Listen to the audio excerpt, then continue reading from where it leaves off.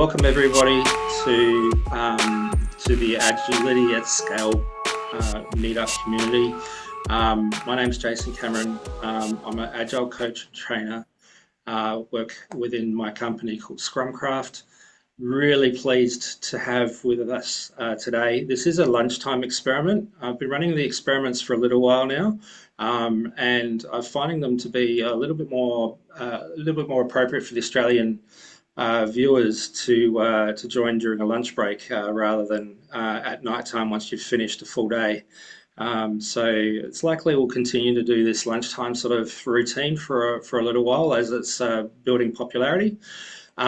Really glad to have some really high caliber people in the room with us today.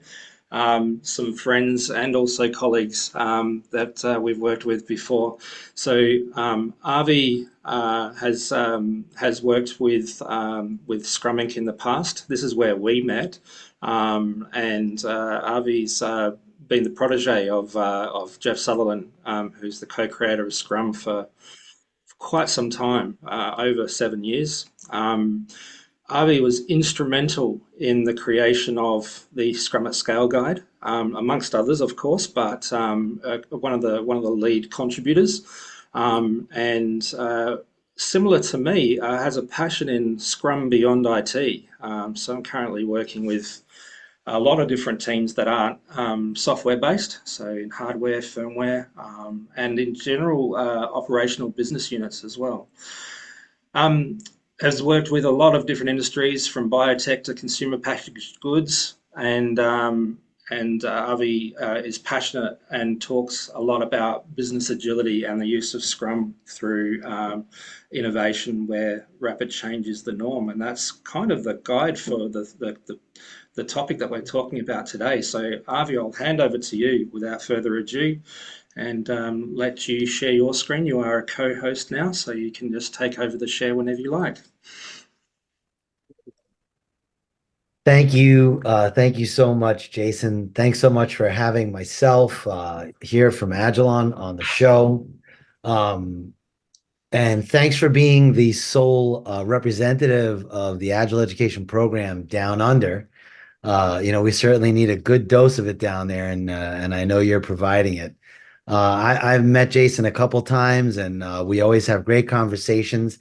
I think one of the things I appreciate the most, like you said, is that we see eye to eye when it comes to the fact that Scrum in particular and Scrum at Scale can be used beyond IT. It's like something that a lot of people have a hard time coming to grips with, which is that this isn't just about writing code. There's other things to be done with this stuff, and you just kind of have to get to it, and I love the fact that you're working in manufacturing. I've done lots of work in manufacturing myself. It's a great place for it. And one of the reasons why I particularly like it there is that it brings Scrum and Scrum at Scale back to its roots. A lot of people forget that we come from the notion of lean.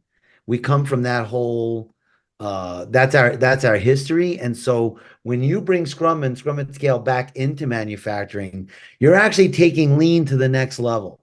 You're really helping them in a way that they sometimes can't see that that's something else that they could do, right? So I really do appreciate the work that you're doing, spreading the good news down under and outside of IT. I think it's great. Well, welcome everybody to the program here. Thanks again to Jason and Scrumcraft for having me on. We're going to be talking about Agile change management as a new paradigm for leaders. Jason mentioned a little bit about me and why you might possibly want to listen to me do this, having been Dr. Sutherland's protege now for over 8 years. I'm Avi Schneier. That's my team. We are Agilon. It's a great partnership. I am a co-founder and a managing partner and a partner consultant here at Agilon. You can see a lot of the companies I've worked with, nothing to do with software. AB InBev, we're making beer. Rio Tinto down in Australia, big presence. Mining company, pulling stuff out of the earth, selling it by the metric ton. Worked in defense, General Electric, making power, making generators to create power all over the world. I'm an RST fellow. I'm a lean agile procurement trainer. For those of you that are interested in how we do this out, not just outside of IT, but outside of like even, construction of goods. Lean agile procurement is how you buy everything, right? And how you sell everything. And I'm an interesting cat in that I'm a Lego serious play facilitator. I love doing workshops, getting people with Lego and being able to express themselves with their hands because of how many connections you have between the neurons in your hands and your head and how that whole thing works so you can get it all out. It's really important. All right. But today's topic is change management. And one of the things I learned years ago is all about being a Socratic instructor. That's what I am. I'm a Socratic instructor. And Socrates reminded us all before you begin, you have to define your terms. So let's talk about what change management is. Okay. And just so everybody thinks, well, why is this guy talking? What does he know? So I went to university. I went to Cornell, a little place called Cornell University, a little famous in the United States, and took this class on change management because I wasn't sure. This is a true story, Jason. I wasn't sure if what I thought was true. Turns out it was. just they validated the experience, okay? So I want to hear from all of y'all, as we say here in the South of the United States. Everybody open up the chat, open up the chat. It's that little thing with the dots over here. And let's send this into the chat. Ready? Type in what is change management to you? Type it into the chat. This is Ben. This is the part where you push the button and you start typing, Ben. That's how this works. Good, good. You're following. Very good. Sammy says it's about communication. Sammy, good to see you out there. Who else? What is change management? Give us some stuff here. You're all agilists. You can figure this out. More meetings. Yeah, sometimes change management is more meetings. Absolutely, absolutely. Anyone else? What is change management?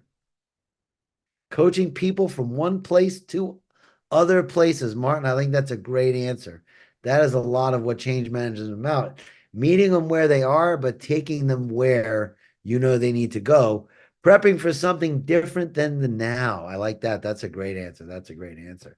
Let's talk about this from an academic perspective. Oh, Ben hit us also here, helping convince people of a need for change and leading them there together. Gabor said inspect and adopt in reality. I like that. Reality is very important. Remember, idealism is great, but pragmatism rules. Pragmatism rules. And Haley said embedding the behavior for the project to stick. I love it. Let's get academic. Let's get academic. Okay. Let's get academic. The whole notion of change management was kind of codified back in 1947 by this guy, Kurt Lewin, in this paper, Frontiers in Group Dynamics. And what he presented there was a visual metaphor that has become ubiquitous throughout all of academia. Okay. Here's what he said. When you go into a place, it's like a brick of ice, it's like an ice cube. Okay. Everybody's frozen. This is the way we do things. It's frozen. Okay. It's static. Your job as an agent of change is to unfreeze the ice and turn it into a liquid state. And then you start moving the pieces around. Haley says, we're going to do this. We're going to do that. We're going to do. Sammy says, yes, we're going to do that, but we're also going to do this, and the other. Okay. And everybody's great ideas come together. And then we refreeze, hopefully, into something more beautiful, like this beautiful ice statue. Okay. This is the whole notion of change management. You're frozen, you unfreeze, and then you refreeze. That's it. That's the whole thing.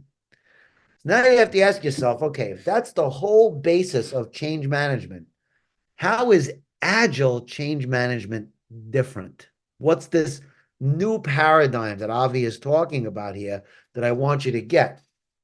Look, the notion of agile is interesting, and everybody here is an agilist, so we all know this thing, right? I like that. That's good, one. That's cute. Small ice cubes, yeah, because we got to do it in increments. You're right. You're right. It's funny because you have this word agile, and then all over the place we go, everybody's screwing it up there, Ed. This is my definition. This is our definition. Hey, hold on. There is a definition. And a couple of people wrote it down in 2001. It's already been decided what the definition is. And it's not just about pivoting all over the place, right? It has a very specific definition. But now, when we take that concept of the Agile Manifesto and the things in there, the principles and the values in there, and we start to apply it to change management, what does that mean that's different? And oddly, Martin's notion of the small ice cubes, Martin, baby, you're not far off. I swear, you're not far off. Look, you're still going to have to unfreeze because you're still coming into a place where people say, this is how we do it. And this is the only way we do it. And this is how you go into a place, a big insurance company, or a big bank like ANZ, right? Or you go into one of the big organizations down in Australia, like Commonwealth Bank. They've been in business for 100 years. This is how we do stuff. Okay. But that doesn't mean that's how you have to keep doing it. You can change. But here's the difference.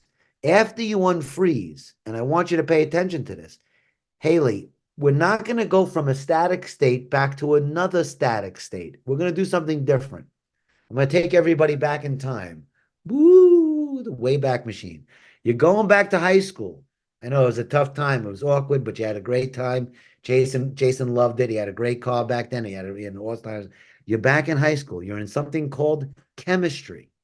You remember in chemistry class, you learned about something called equilibrium, the balancing of chemical reactions. And you learned about a specific kind of equilibrium called dynamic equilibrium. And the difference between dynamic equilibrium and going back to this frozen static state is that in a dynamic equilibrium, it's different.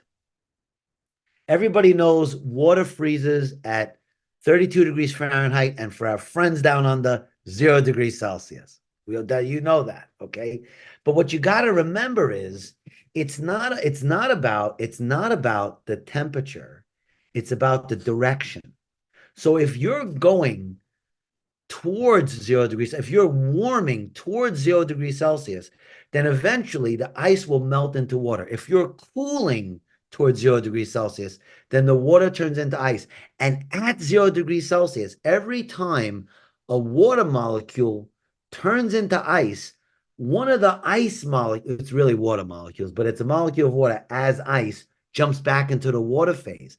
And so you have this dynamic equilibrium, this jumping. If you stop the temperature change, if you stop adding energy or taking it away, you leave it there. Both states of matter exist at the same time. And this is what I'm trying to tell you happens and how agile change management is different. We are not trying to refreeze totally. We're trying to stay in this semi-frozen state. Why? Why? How many of you have heard this when you're going to a place?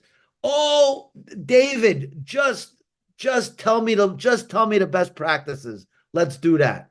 No, no, no, no. No, no, no, no. You're missing the point. If you say best practices, best implies we're done and there are no more changes. We're looking for leading practices and ones that we can observe and then monitor, metric, see how they function, and then inspect and adapt if we can get better. It's all about trying to get better. This whole notion of continuous improvement, back to the notion of lean, where we all come from, Agilist and Scrum, we all come from lean. This is incorporating that idea, continuous improvement, into our change management. Does everybody understand this paradigm now? How I want you to have this mental shift that you're not going to go freeze, it's frozen, unfreeze, refreeze. You're going to go unfreeze, dynamic equilibrium. Everybody good with this concept? The visual? Okay, it's important, very important. Okay. Now, the next thing I wanted to say is that this term change management, I don't know about you, but I find it weird. I do. I really do. I find it weird. I'm going to tell you why. First of all, last time I checked, management is all about change. It's not about staying the same. It's always about trying to get the new process and get more better results. Management is always about change. So saying change management is kind of redundant. And also, is it really about change? Actually, kind of not. When it comes to what we have to do, it's not about managing change. Listen, let me ask you a question. How many people out there in Agile Land Down Under? How many of you have Amazon Prime? Anybody got Amazon Prime? Okay, we all got everybody's wow. No wonder Bezos is one of the richest guys in the world. We're all giving him the money. Okay, so look, we've all got it. Now, do you remember what Bezos had to do to get you to change and get Amazon Prime? I think back in America, I mean, I know it came to Australia much later, but in America, did he have to take out, billboards on the highways? No. Did he have to spend millions of dollars on a Super Bowl ad?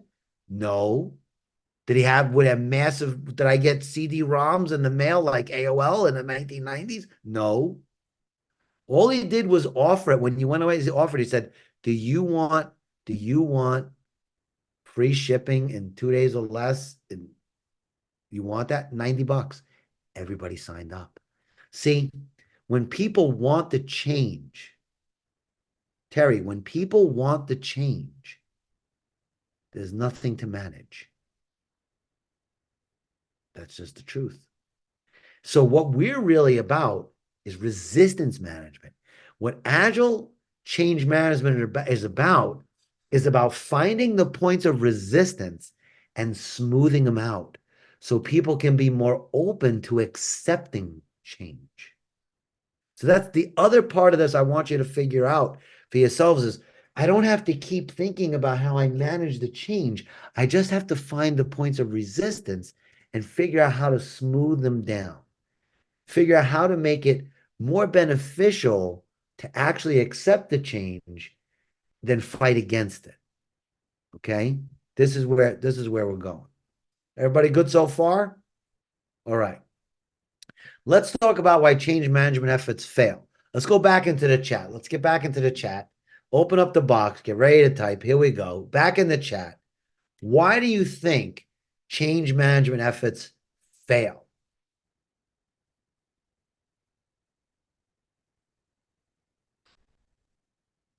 I can hear the keyboards clicking. Let's get it going. Lack of buy-in. Sammy says people not told the reason why. Weak sponsor support because people don't see the need and resist. Yes, Ben. Change fatigue. Oh, that's a huge one, Haley. Fear of the unknown, often not even considered. Yes, yes. The hippos, the highest paid person opinions, fear of the new, lack of perseverance, lack of engagement. These are all every single answer is correct. Nobody's wrong. It's okay. Everybody passes the quiz. Good stuff. Taking a deterministic approach to something complex. Simon, I want to come back to that. I think that's actually brilliant. Should switch change with improvement. Love that one. Love that one, Finn. So a lot of these efforts fail, and we've all seen this, right? We've all seen this, right? Have you seen this? The change management efforts fail because it's like they're trying to change the tires on the car without pulling over.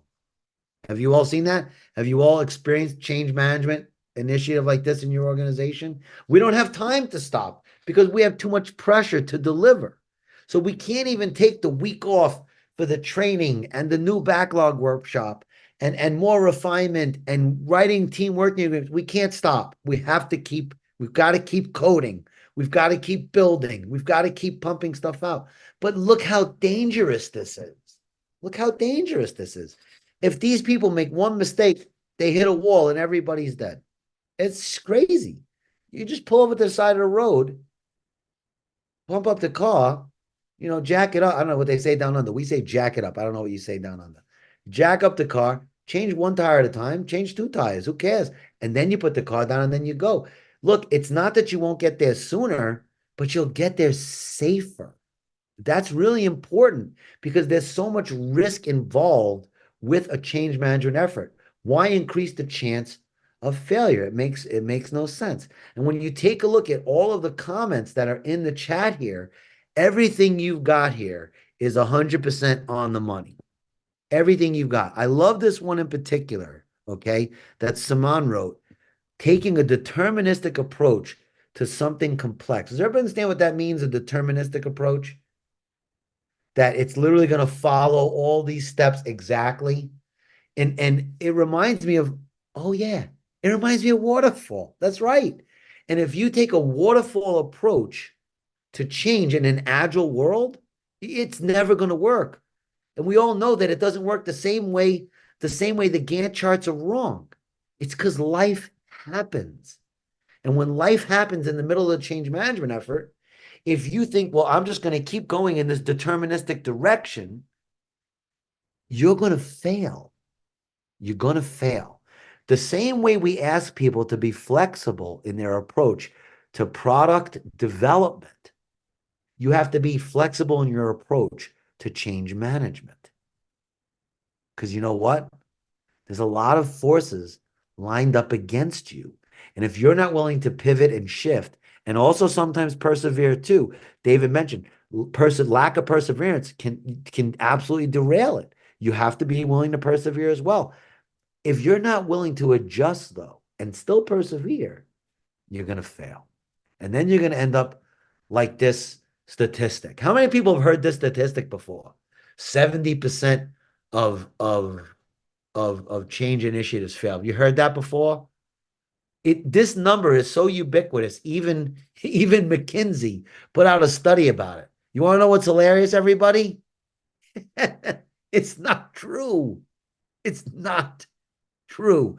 This number comes from two guys, I swear, they must have been in a diner in Brooklyn or something. On the back of a napkin, somebody asked them about what's the percentage of change initiatives that fail. They did some back of the napkin math, no joke. 1933 came up with this number. It's been quoted everywhere ever since. Zero evidence. Zero. But I want you to know something. It doesn't matter. It doesn't matter. The number doesn't matter. You know why? Because the only initiative that has to succeed is yours. So who cares how many fail? Let's just get the one that you're doing to succeed. Okay? Is that okay? Can we do that? And you have to ask yourself why. And we have put a lot of things in here. There's a lot of great stuff in this chat about why these things fail. Change fatigue that Haley wrote is really important. Okay. Ben wrote, because people don't see the need and resist. And you're right, Ben, because the fact of the matter is people hate change. And yes, I'm the one who said that. I looked it up. I Googled it. Turns out nobody ever said fact, people hate change. It was shockingly, it was me. So this is what we have to cope with. People hate change. But I want to go one step deeper because somebody here said, hey, we got to tell people the why. You're right, Sammy. We do have to tell people the why. And more than that, if you want to understand how to help people change, you have to understand why they don't like it. So let's dig a little deeper as Agilists. Feel free to throw it in the chat right now. Why do you think human beings hate change? Now, you might be saying, Avi, I'm an Agilist. I love change. Yeah, you might.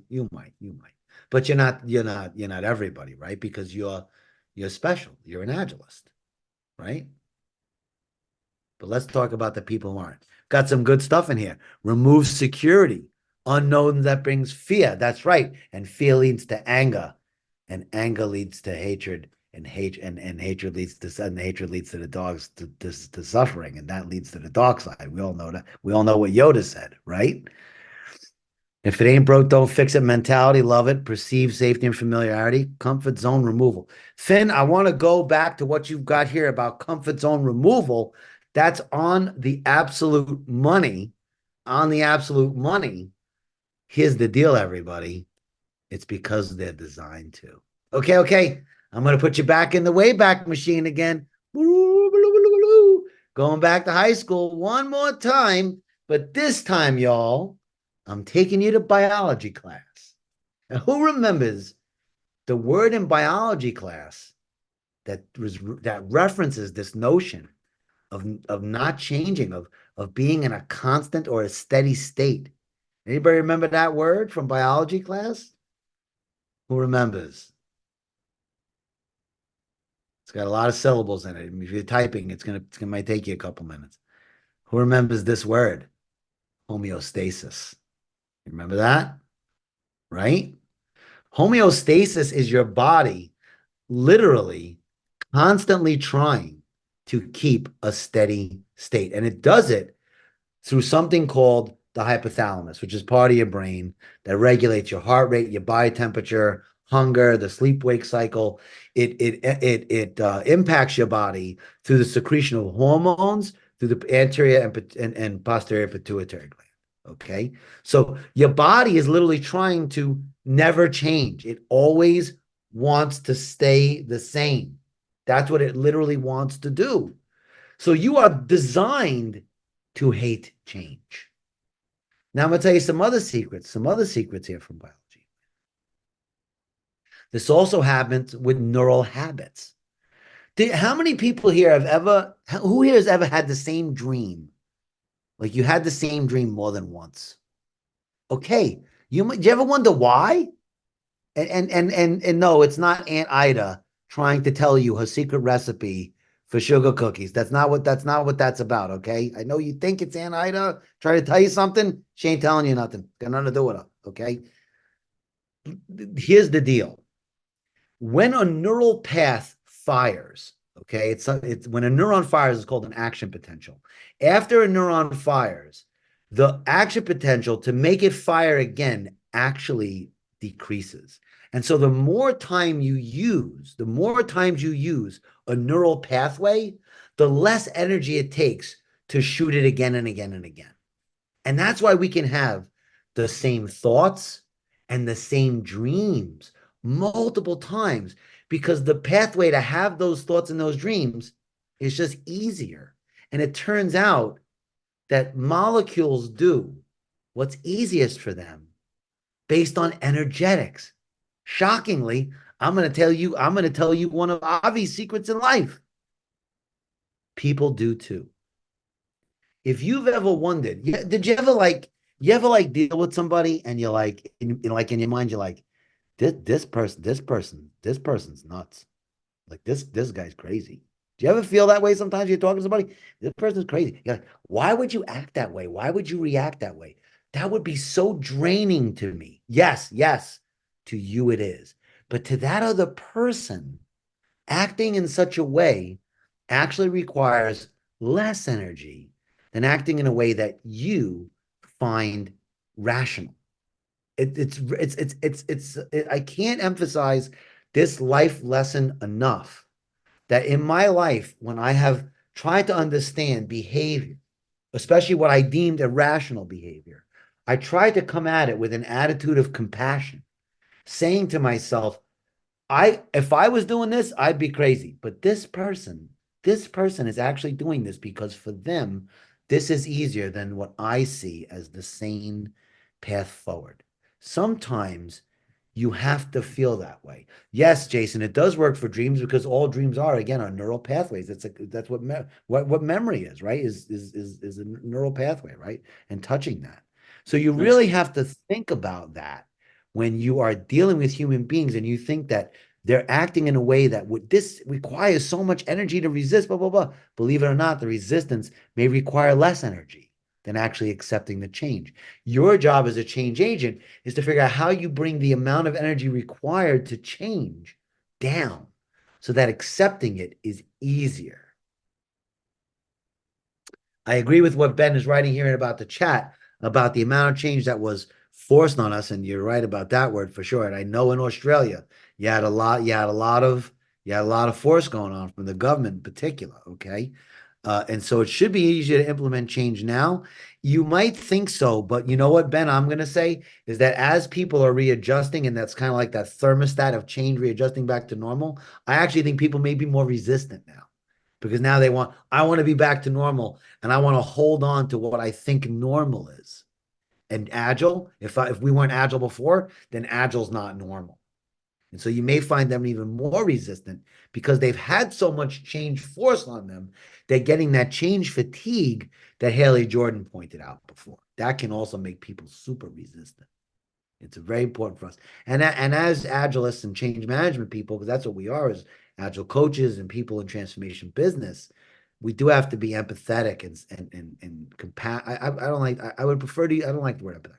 Compassionate. We have to be compassionate with the people that we're dealing with. We really need that. We need that.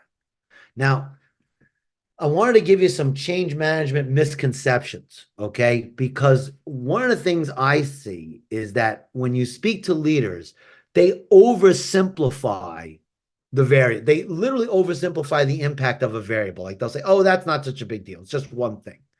Look, there's a lot of reasons why change management will not succeed. But if you think it's only one of them, or if you think if that one thing is easy to defeat, you're the one that's going to end up being wrong.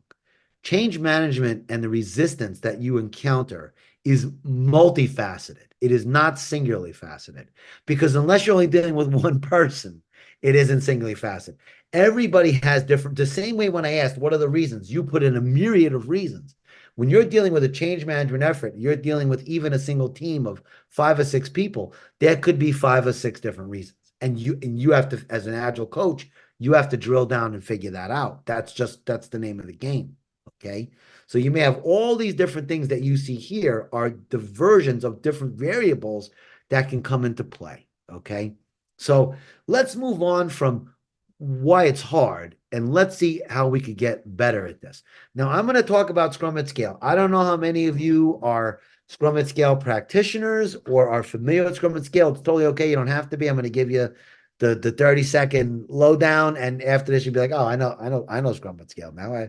I met Jason. I saw Avi's one slide. I'm an expert. Let's go. No problem. I agree. Yeah, let's do it.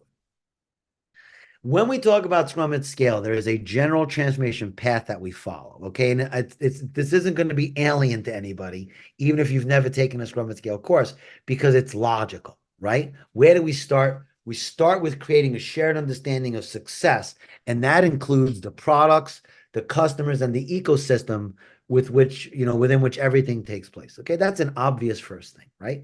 What's next? Next, we need to choose a starting point.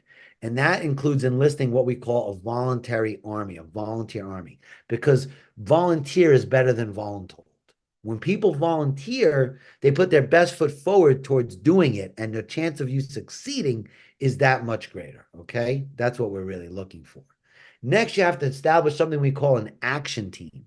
And the idea of the action team in Scrum at Scale is to enable real impediment removal. Now, why did I put this word real? Because many of you've been in places where everyone says, "Oh yeah, I've got an impediment." You escalate it, and it escalates, and escalates to nowhere. And that's why I put the word real. We need that when an impediment is reported, there's a place where it's the we have an expression in America, the buck stops here. That this is where it stops, and these are the people who actually take care of it. They're on something called an action team. Next, we open up the Metascrum. The Metascrum is our version of an agile steering body. Please note that I use the word body and not the word committee. Many say it's a steering committee, Avi. I know. I work a business. It's a steering committee. Yeah. Not in Agile land. It's not. Steering committee, we don't like because one, and if you've read the Scrum Guide, it says very clearly the product owner is not a committee. In Scrum at Scale, neither is the chief product owner. Okay. That's number one. And number two, committees tend to make their decisions by consensus. And I hate to tell you this, everybody, but consensus is the enemy of progress because you can't get everybody to agree. So we have a meta scrum, the decisions are made there, and there's a tiebreaker, a chief product owner or a chief product, however many layers you need, but somebody's there to break the ties. We make the priorities visible, and there's a tiebreaker that says we're doing this and we're not doing that. Okay. Now, after this part, now you're beginning with the teams. You're initiating your cultural changes. You're forming your teams around the product backlog, and you're launching what we call the reference model, which is this group of dependent teams and the meta scrum and the action team that support them. Okay. So don't forget, the reference model is the group of dependent teams plus the action team and the meta scrum that support them and make the whole thing. This is the reference model. Now, before you get to the next step, right? What's next? You have to validate that reference model. How do we validate that? Oh, that's what the next step is. It's delivering value every sprint. This is where a lot of people make a mistake when scaling is they I'll get a phone call. Hey, Avi, can you come in with Agilon and help us do a transformation? Yeah, yeah, that's no problem. How many teams you got? We got 50. Okay, we're gonna launch six. No, no, we're gonna launch 50 on Tuesday. Can you be here? What? No. You try to launch 50 teams. I hate to tell you this, everybody, your likelihood of success is very, very low. The goal is to launch a single group of dependent teams, 3 to 9 teams. Get them to a point where they deliver value every sprint. Now you know that they are a reference model to replicate throughout the organization. Then go take the other 40 something teams and figure it out. Okay. But if you scale before you do this, more than likely you are scaling dysfunction rather than scaling something that is actually solid and repeatable. Okay. So after we can deliver value every sprint, great. We do the inspect and adapt business, product, process, and org, make any more changes we need. And then, of course, we spread the model, as they say in the shampoo business, rinse and repeat. I haven't needed that in a long time, Jason. I can't tell you know, I don't need that no more. But hey, these things happen. Me and Sammy Cox and David, we're in the same boat. That's why I trust you guys. I only trust people with the same hairstyle as I got. Okay. So you rinse and repeat until the whole place is agile, and that's the general transformation path. So in one slide in 4 minutes, everybody here knows about 80% of Scrum Scale. There's more, there's more. Make sure you find out from Jason when he has a class. He knows a lot about this stuff. Now,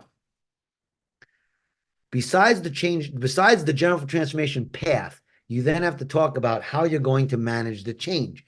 And you may all be familiar with this, but there's like a million different change management frameworks. We got Kotter, we got AdCard. These are very, very, very popular right now. You got the Kinevin thing, you got lean change management. Listen, here's the deal. I don't care what change management framework you pick. I'm serious. I really don't. I care that you choose one that you use consistently. That's all I care. Because if not, you're going to end up back with Haley Jordan's symptom of change fatigue. Because if you do change different ways all the time, remember, people are creatures of habit. They hate change. They also hate changing how you change. It's a weird thing to say, but it's the truth. So whatever way you pick, I don't care which one it is, plug it all into your Scrum at Scale playbook. That's what you need to do. However you're doing it, codify how you do change management into your company's, your organization's playbook, okay? Pick one and follow it. Now, I will make a little bit of a pitch. I would like if you use Kotter. And I'm only going to talk about one. I'm going to talk about Kotter for a very specific reason. Not just because I met the guy and I love him. He's a great guy. He wrote a great book, Accelerate, and some other great books he's done. He's got a great bunch of people who worked with him. But because he's got one step in his formula that other people don't have, and it's the one at the top there. Create a sense of urgency. I cannot stress this enough. And this goes back to what was written in the chat about explaining the why.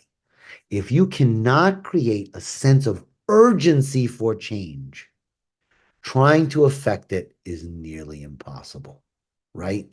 Look, I'm going to tell you, can I tell you a personal story, everybody? Is that okay? Can I tell you a personal story? My father, rest his soul, he passed away last year. Passed away last year. And he was a diabetic. He was diabetic, okay? When I went to rescue him out of his house, got him out of his house, and then I'm going through his stuff. I find these huge jars of cookies. Like he would buy them at a place called Costco. Do they have Costco down? Do they have Costco down there? You got Costco? Okay, you got the Costco. He would go to Costco and he would buy these huge jars of cookies.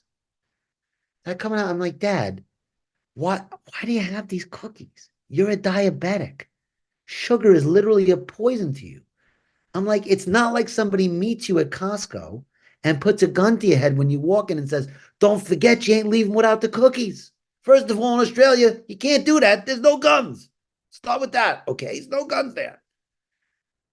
That's not what happens. So why is it that diabetics keep eating the sugar? Look, if sugar worked, if sugar worked like strychnine, there'd be no diabetes because the minute they ate it, you die. But sugar works on a diabetic like arsenic.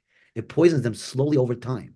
And so, why am I bringing this up? This horrible, morose example, but it's important. It's a life lesson, everybody. Because if there's no sense of urgency, because that's not how sugar poisoned my father, he never could change. And if we don't figure out how to turn that arsenic into strychnine, so to speak, for our clients to create that sense of urgency, they won't find it either. Okay. What I want to show you next is that Kotter really dovetails with Scrum at Scale. They work together. They're almost, it's not exactly the same, but it's almost exactly the same. Let me show you this. I want to link this together for you. Okay. I want to link this together for you. Kotter says the first thing is to create a sense of urgency. We do that when we create our shared understanding of success and choose our starting point. Then Kotter says to build a guiding coalition. That is our action team and our Metascrum. Those are our guiding coalitions for getting this change done. Then Kotter says you have to form a strategic vision. Well, guess what? That guiding coalition, those two groups, their job is to form a strategic vision. The action team does the vision of the transformation and the how we deliver, and the Metascrum does the strategic vision about products. Okay. Then Kotter says you have to enlist a volunteer army. We mentioned that.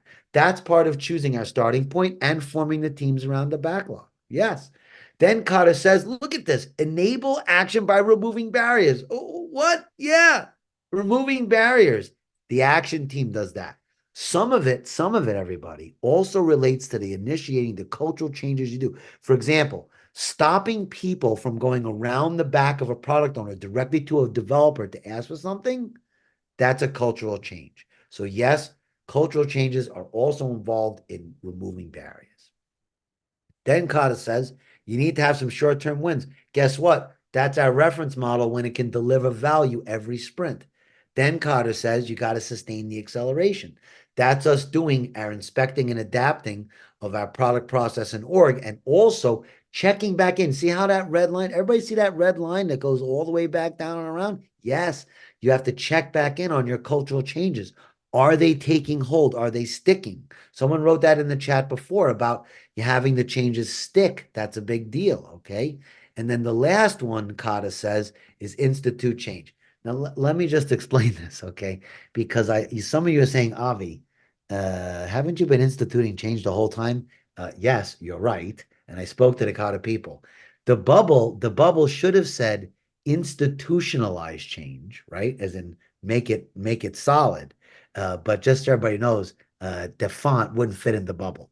So they went with institute change as an example. So just know for yourselves that, Jason, I wish they had said anchor to change. It would have been smarter, but they went with institute, and I can't help everybody all the time. I try my best when I can, but I think that that's a great one. Anchor to change, I think, is brilliant. Okay, and that's how we're doing our rinse and repeat, everybody. All right, now.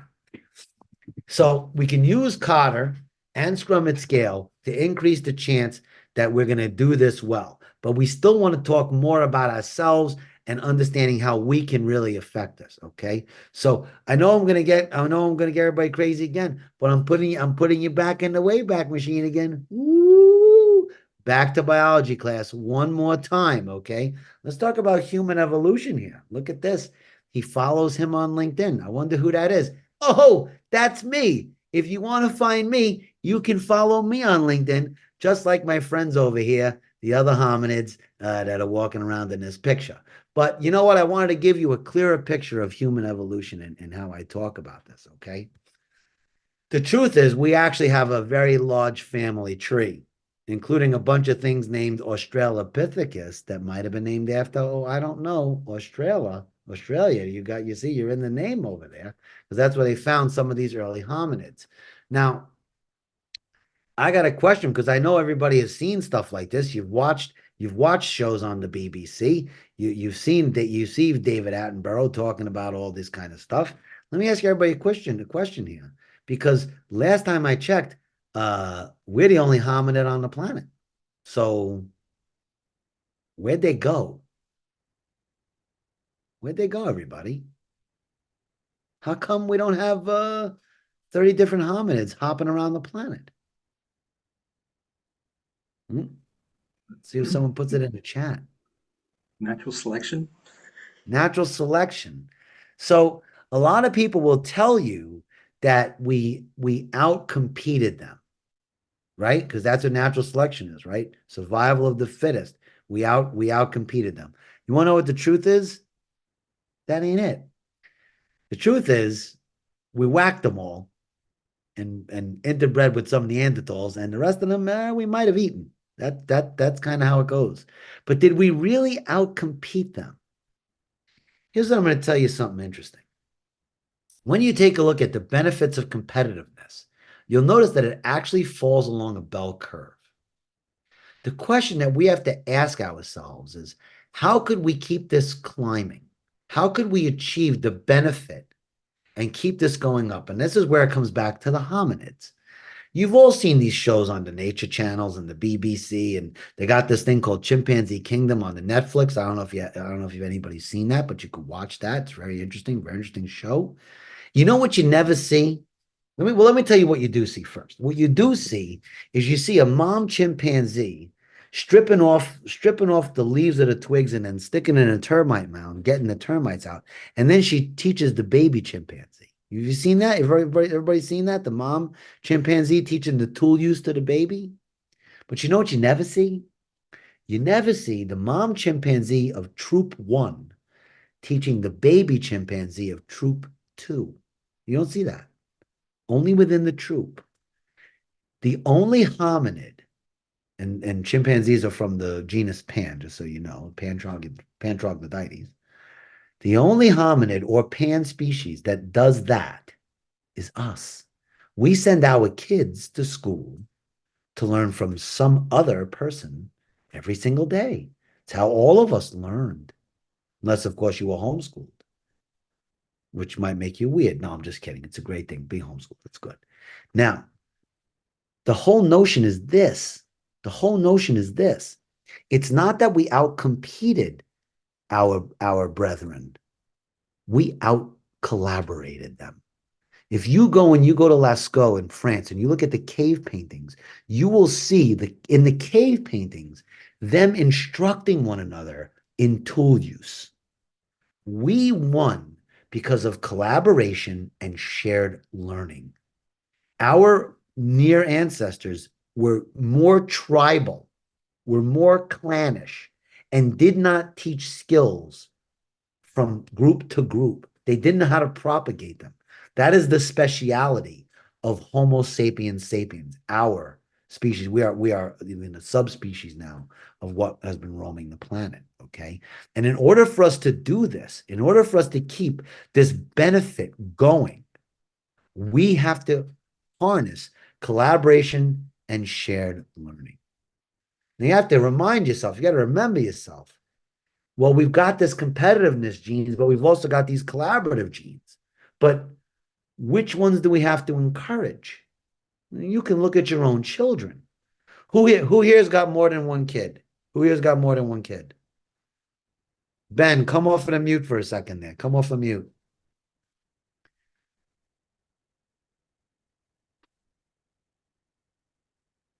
Yeah, There you go, Ben. Ben, did you have to teach your kids to compete against one another or to collaborate with one another? definitely collaborate. The competition came very normal. See, as he said, the competition becomes very normal. That's right. That's just the way. You know why, Ben? There's a reason why the phrase is sibling rivalry and not sibling collaboration, right? Because that's what's actually natural. And so we have to figure out, how are we going to do that? How are we going to do that? And this is what agile change management has to confront. We have to confront this question: can we really change? Because no company finds it easy to mobilize itself for change, especially in non-crisis situations. Oh, look at that. Look at that, Jason, where that quote came from. The new product development game. That's right. The paper that gave rise to Scrum. That's what those professors said.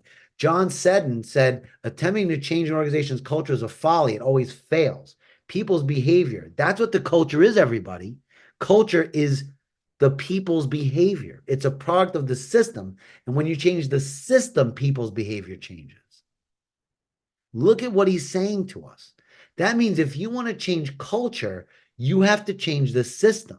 And I'm telling you, if you want to change the system, you have to change the structure. That's the way this works. But it's not linear, it's cyclical.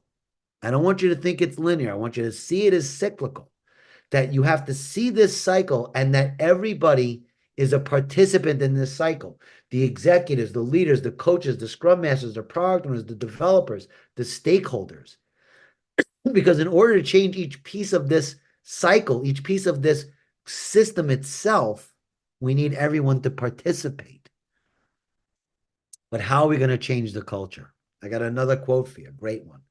Be the change you wish to see in the world. Who knows? Who knows? Who said this? Who said this? People know this. Who said this? Everyone's like, oh, I know. That was the Mahatma. Actually, no, he didn't say that. This is the bumper sticker version of what he said. What Mahatma actually said was, if we could change ourselves, the tendencies in the world would also change. As a person changes their own nature, so does the attitude of the world change toward them. We need not wait to see what others do. The green emphasis is mine, because I'm telling you, every single person on this call, when you see somebody acting poorly, when you see somebody at work acting in a misogynistic manner or in a manner that is unbecoming of a professional, you don't have to look. I don't have to go, hey, Martin, is is is is Dana doing the right thing over there? I don't have to ask Martin. We all know, Dana, we all know you don't do the right thing. We know. It's okay. We know. We love you still. We love you still, I promise. But we know. We don't have to wait. We all know what the truth is, okay? But if you put together what John said in his saying, what those professors saying, and what the Mahatma is telling us, he's telling us it's about changing the structure, the system, and ourselves. And here's where we can bring it all together, because we can use Scrum to change the system, and we can use Scrum at scale to change the structure. But what about changing ourselves? Now we got to bring in somebody else. I have very, very few business gurus in my life, but one of them is Dr. Sutherland, and the other one is Dr. Eli Goldratt, who said, tell me how you measure me, and I will tell you how I behave. And what he's talking about are metrics and bonuses.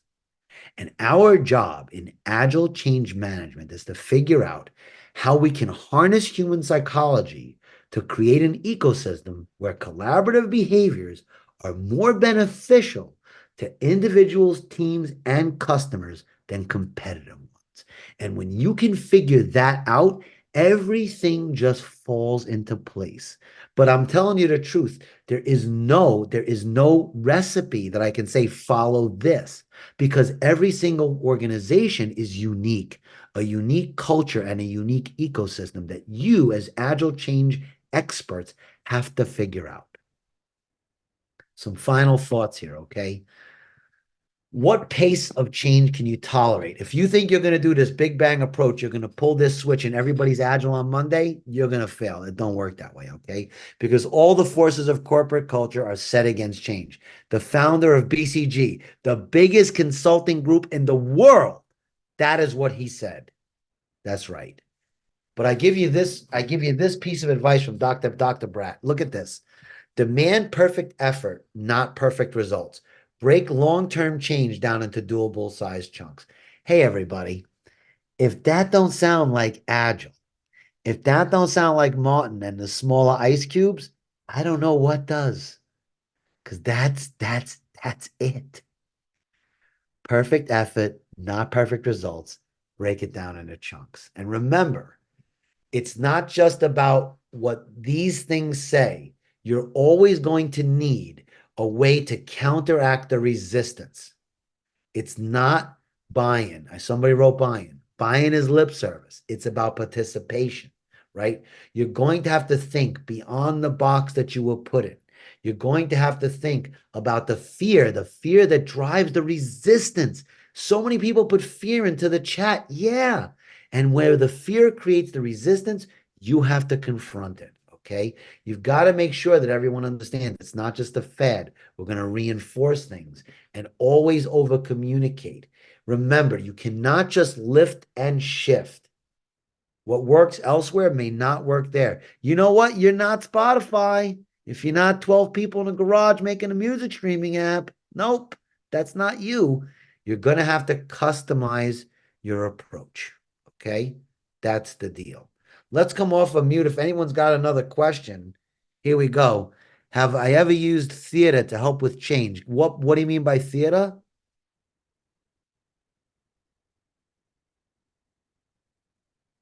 I'm a little bit more of a comedian than a song and dance man. I can tell you that. Go ahead.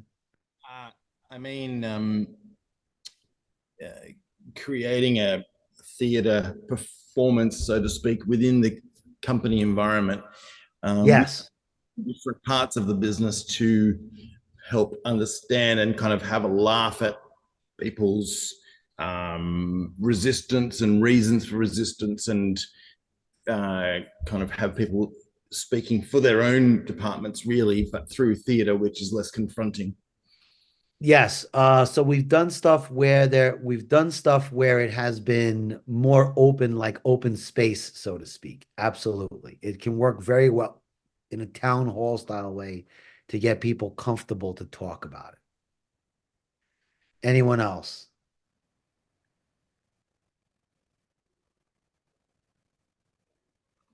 All right. If there's no questions, that's great. You might think of one later. Let me just say this, okay? For the future for everybody. Don't forget, right? We're going to take that solid block, we're going to unfreeze it and make a dynamic equilibrium. And I'll see you all in the deep end of the pool, okay? It's a little chilly in there. Wear a wetsuit. You're going to need it. But it's a little chilly out there. And don't forget, if you need any help, if you need anything at all, find us on LinkedIn and we will help you get your Agile on. Okay? Love it. Thank you so much, Avi. And if you guys do think of questions that you'd like to ask, then feel free to continue asking them on LinkedIn or however you may be connected with Avi and the team. Likewise, feel free. The door is always open as well with myself. So if you've got other questions or want to get messages through to Avi, if you've forgotten how to get in contact with him, then you can always reach out to me locally first as well. Thank you again, Avi. I know you've also got Roy here from the team, so thank you, Roy. Great production work. Thanks for your help with that one. Yeah, I took quite a lot from that. I think one of the most interesting things for me was just the concept of no matter what you're working on in an agile approach, it's about taking those big things and making them smaller and more consumable. It applies to software as much as it applies to other areas of business agility. So experiment, iterate, evolve, explore. Don't be shy to try things out and work out what it is that is working and what it is that you need to refine, because that's what it's all You know about. what I like to say about stuff like that, Jason? A lot of people think it's all about making these big leaps. That's what they're always trying to do, these big leaps. But you know what the truth is that it's really about baby steps all lined up in the same direction. It's way more powerful than the big leap, because you can make that big leap and go in completely the wrong direction. But if you're taking the baby steps, it gives you a chance to course correct and get you where you have to do. Yeah, absolutely, absolutely. And no change plan goes without change. As another key takeaway is, taking those baby steps or recalibrating your approach to get the benefits that you're looking for. So thank you again. I know that we're at time, so we'll call it a day. All the best to you, and look forward to seeing you guys on the next event. Yeah, and maybe down under, okay? Yes, that's given. Thanks everyone for coming. Really appreciate it.